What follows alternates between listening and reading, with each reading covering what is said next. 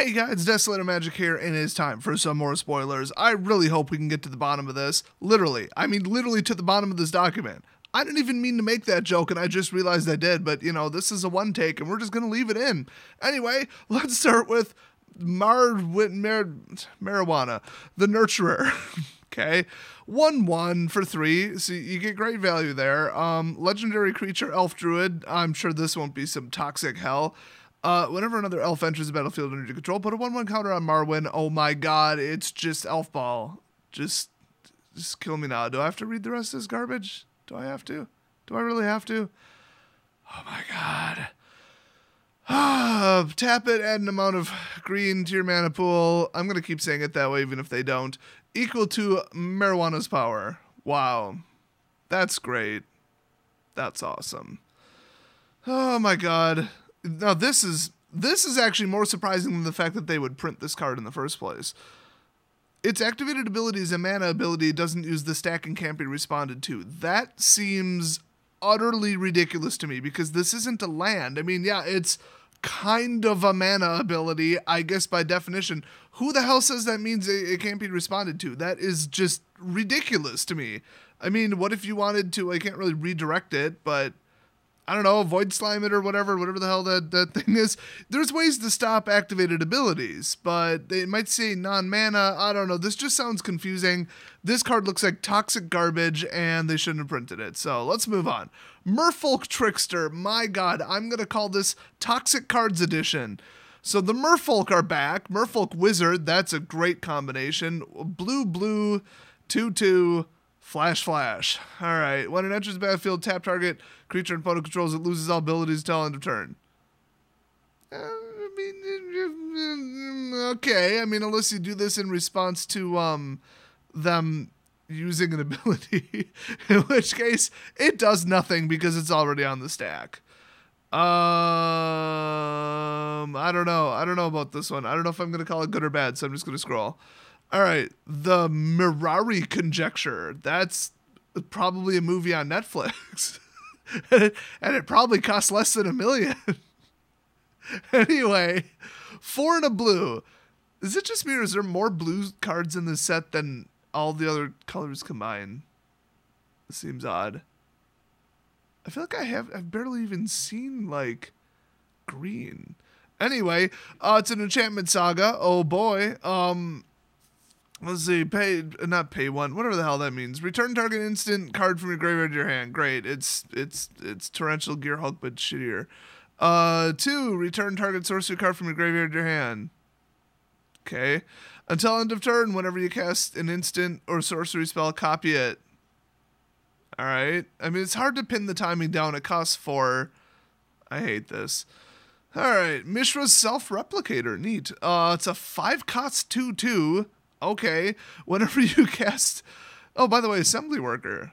That has things that do stuff.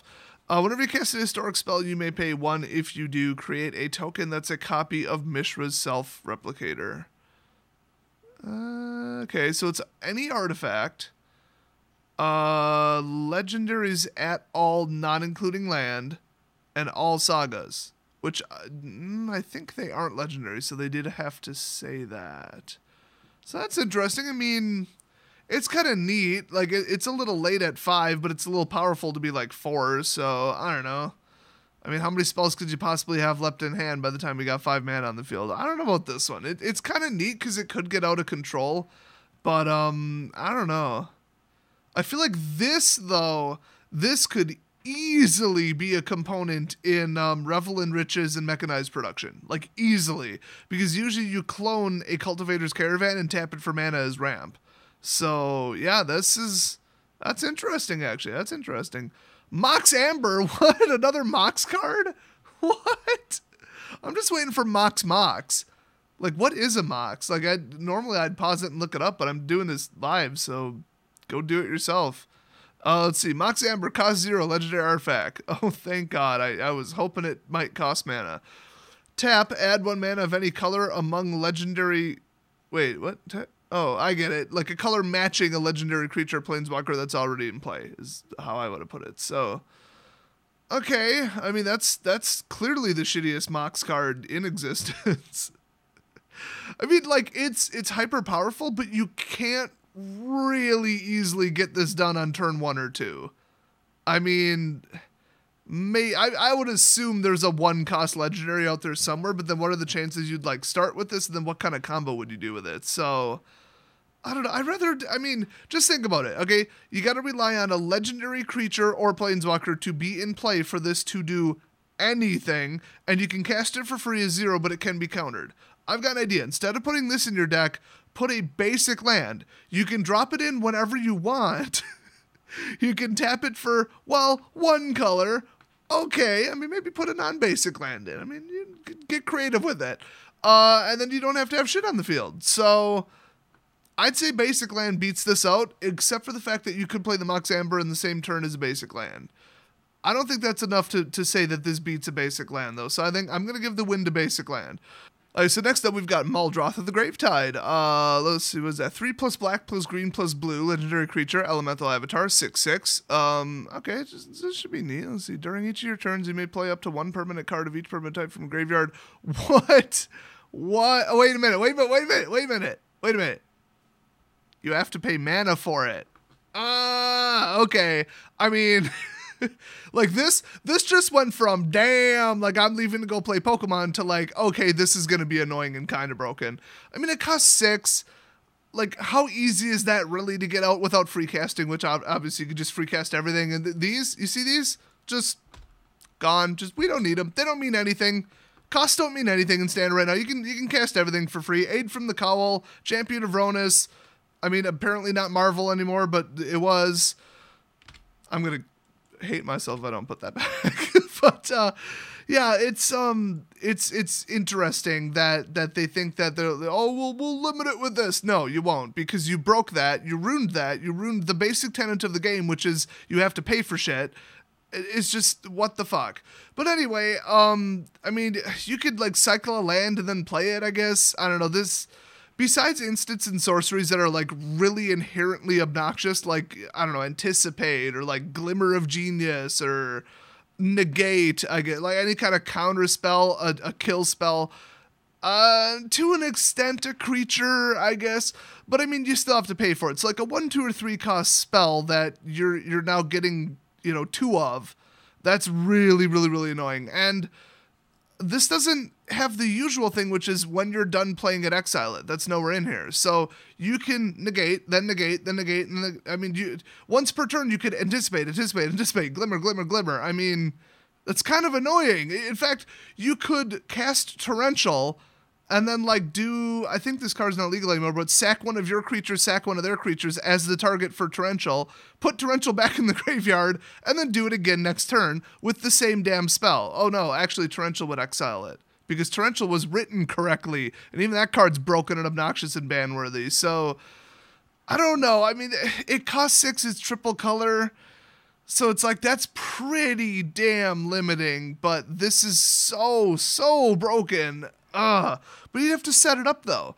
That's why, like, I'm really on the fence about this. Like, I feel like they really, really put in effort to stop this from being bonkers, but did they go far enough? I don't know. And this is the thing.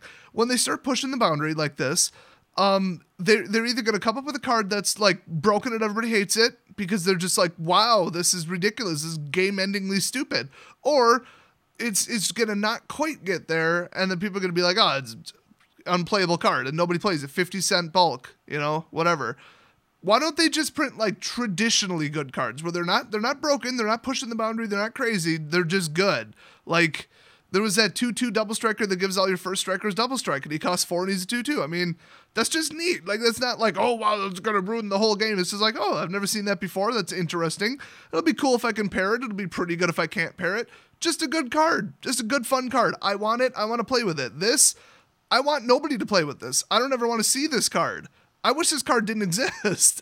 So, I don't like it. I'm leaning towards I don't like it. I'm not going to say, oh my god, ban it, but I really don't like this. I mean, just think in like Modern, I think this is illegal in Modern, cast Traumatize on yourself. Boom. Half your graveyard goes into or library goes into the graveyard. 50%. Boom. Count it. And then you can just cast anything from your deck whenever you want. I mean, you got to pay the mana, but if you were doing that, you could probably set up like some really messed up stuff, like some kind of like mana ramp, infinite mana, just probably something with Strength of the Tajuru, and then just like win. So, but he still costs 6 though. Like that's too slow for Modern unless you cheat him out. So, I don't know. Show and tell's not like legal in Modern. So I'm that one stupid elf though. I think that might be legal in Modern. Yeah, it is. Where you just take a creature from your hand and just drop it on the field for free. She costs like not 6 and not enough. So something like that, you'd be able to get something really messed up going on with this. So I don't know. I'm going to lean towards I really don't like it, but we're going to have to move on. Look at all this garbage. I'm not going to read that shit.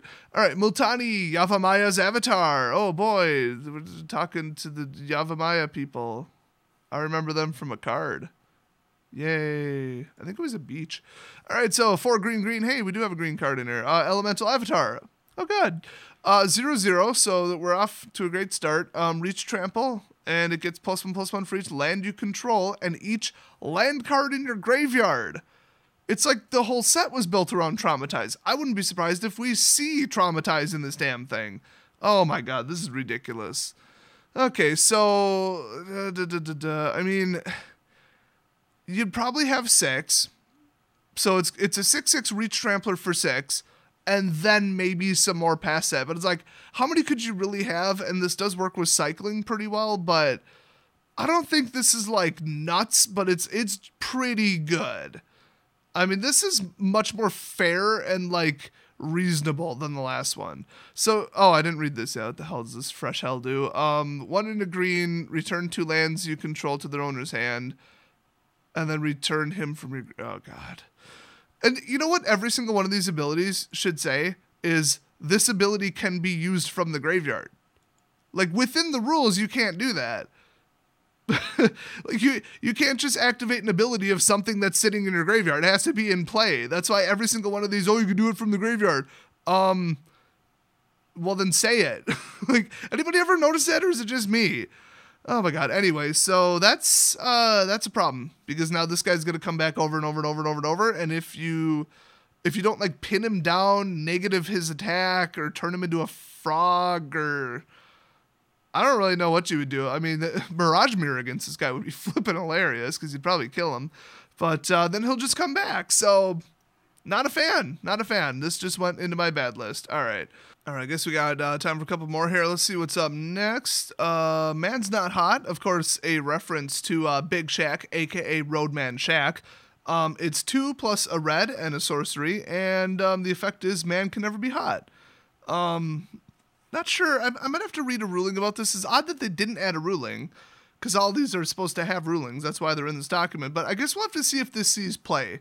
I mean, red looks kind of weak this time around, but red-blue looks pretty good. So I mean, once we figure out what this does, it could be pretty good, but I mean, it's still sorcery speed though, so I don't know. Let's go into Naban here. Naban. It's probably not Naban. It's probably Naban. Naban, Dean of Iteration. 1 in a blue legendary creature, human wizard 2/1. Let's see what it does. If a wizard entering the battlefield under control, I'm reading this too fast. Your control causes a triggered ability of a permanent you control to trigger. That ability triggers an additional time. Oh boy, it's Panharmonicon for wizards. Awesome. So it's if a wizard enters the battlefield under control, has a triggered ability of any permanent. So it's a little bit better than Panharmonicon, but it has to be a wizard. So I don't know. This for 2.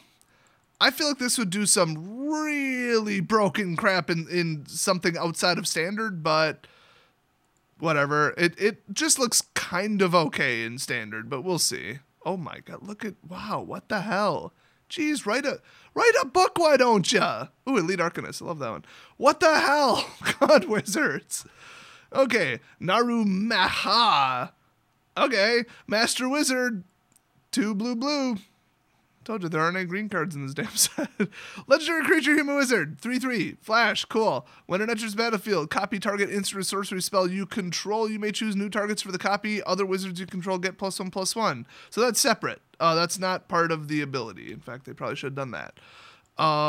That's not bad. I mean, that's really not bad. It costs 4 though. Like, what are you casting that you want to clone that you still have 4 mana left over? I mean, I guess like a protection spell. It wouldn't even be like a counter spell. That wouldn't even work. They'd have to stack their spells.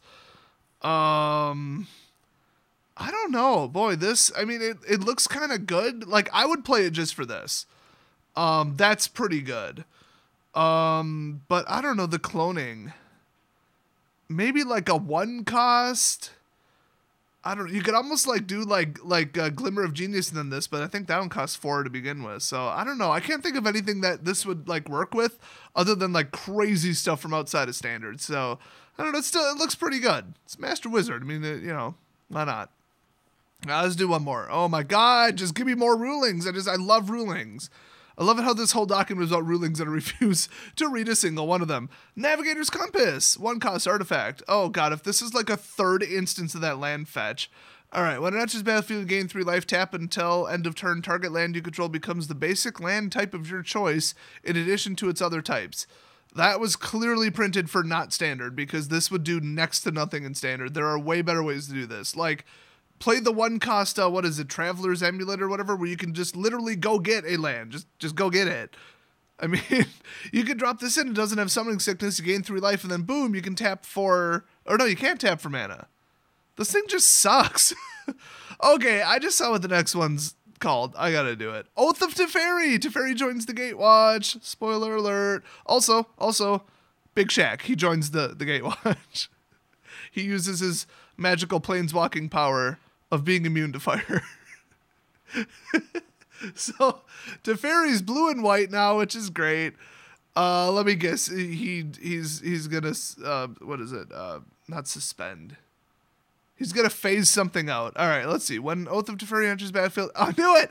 Exile another target permanent you control. I told you. Well, he's flickering it technically, but return it to the battlefield under its owner's control at the beginning of the next end step. He's removing them from the time stream. This is basically phasing. That's what he does. It's a solution to everything is phase something out. So yeah, so they're gonna get Teferi to join the Gatewatch, and hopefully he can phase out Nicol Bolas for like 3 minutes and be like, I did something, and then leave, because that's literally all he knows how to do. So that's all the spoilers I can tolerate for right now, but watch for some more in the future. We're gonna get to the bottom of this document if it kills me, and it looks like it probably will. I'll see you next video.